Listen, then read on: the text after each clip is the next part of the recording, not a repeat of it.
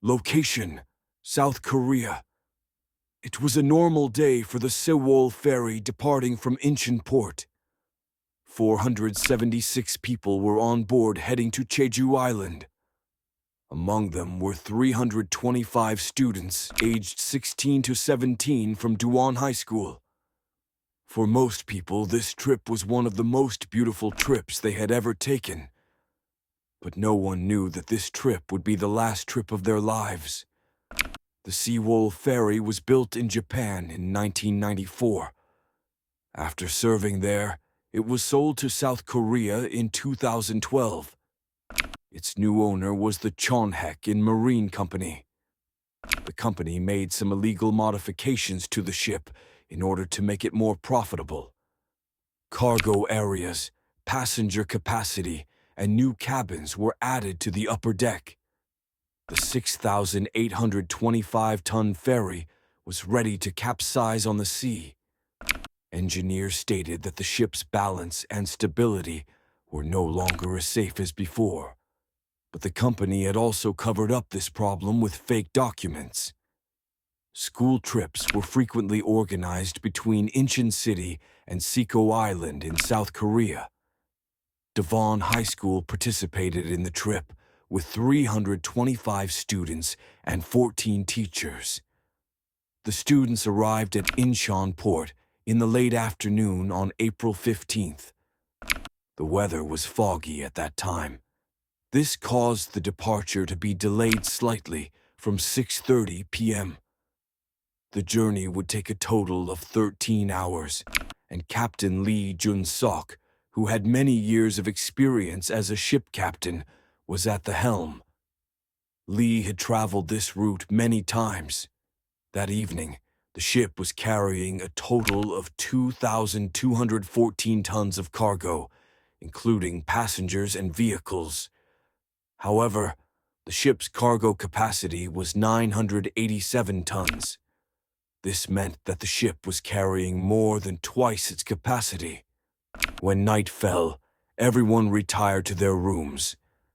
However, for some, it was their first voyage, so they were excited and couldn't sleep. At around 8 a.m., the ferry was near Pyeongpongklo Island, and the weather was clear with good visibility. The captain was not at the helm at this time. He had left the ship's command to Captain Pikangie, who had only been on the job for 4 months. It was 8:20 a.m. Shortly before reaching the Mengol Channel, Captain Pikangie was ordered to switch the ferry from autopilot to manual steering. The Mengol Channel was a channel with excessive currents, which required caution when passing through. Everything was fine until they left the channel. However, shortly after leaving the channel, the ferry made a maneuver to change course. This maneuver was one that would fundamentally change everyone's life. Due to the severity of the maneuver, unsecured cargo inside shifted excessively. This caused the ferry to list to the left. At first, it wasn't taken too seriously, but it quickly became critical. Everyone thought the tilt was temporary. But there was something they didn't know. The ship was slowly tilting, which would cause it to sink in a very short time. Soon, tables and chairs began to tip over. At this moment, passengers who didn't understand what was happening heard a voice. "Please remain where you are." At first, this announcement seemed safe. But this announcement ended the lives of some and was later considered a wrong instruction. The angle of inclination had exceeded 20 degrees. A student on board called 119 to report that the ferry was beginning to sink. 상실입니다. 살려주세요. 배가 침몰되는 것 같아요. 배가 침몰해요? 여기 제기도 가고 있었는데. 예. 여기 지금 배가 떨어져서 침몰된 것 같아요. 지금. 배 이름이 뭡니까? 배 이름? 태월호요. 태월호. But it would take some time for the Coast Guard to arrive. The ship's tilt angle was now over 30 degrees. Everyone was going crazy with fear. 9:10 a.m. The tilt angle exceeded 45 degrees. It was now impossible for the ship to right itself. It was impossible to walk in the corridors. Despite the worsening situation, the announcement was repeated. Most people began repeating the order from the announcement. Everyone was waiting to be rescued. But no one was coming to rescue them. Everyone grabbed their phones and left messages for their families one last time. Some passengers managed to save themselves by reaching nearby fishing boats. But most people were still inside. The ship's tilt had exceeded 50 degrees. Walls and ceilings had shifted. The first rescue team arrived at the scene around 9:15, but this intervention was insufficient.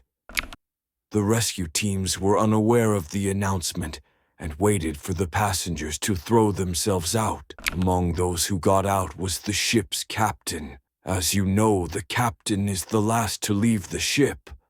But the captain broke his oath and showed great cowardice.